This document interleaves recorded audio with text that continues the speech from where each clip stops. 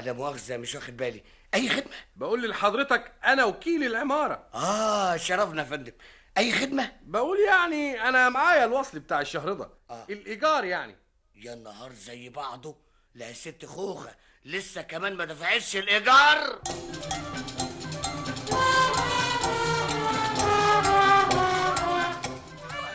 عياني يا دختك يا خوخة، النور القطع. اعمل ايه انا دلوقتي في الحاجات اللي في التلاجة؟ الفراخ هتخسر، كل حاجة فيها هتخسر. عياني يا دختك يا خوخة، كان ليه بس النور يتقطع دلوقتي يا ربي؟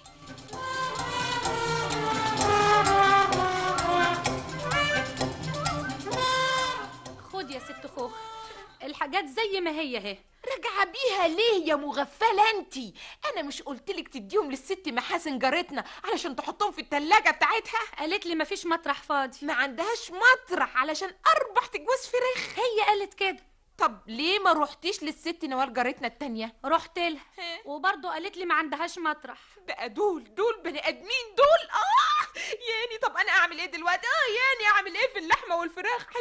هيخسروا كل حاجه هتخسر. اعمل ايه؟ مفيش يا ست غير انك تطبخيهم بقى. هتعملي ايه يعني؟ انت اتشكيتي في عقلك يا بنت انت؟ ده خزين شهر بحاله، اطبخه ازاي كله النهارده؟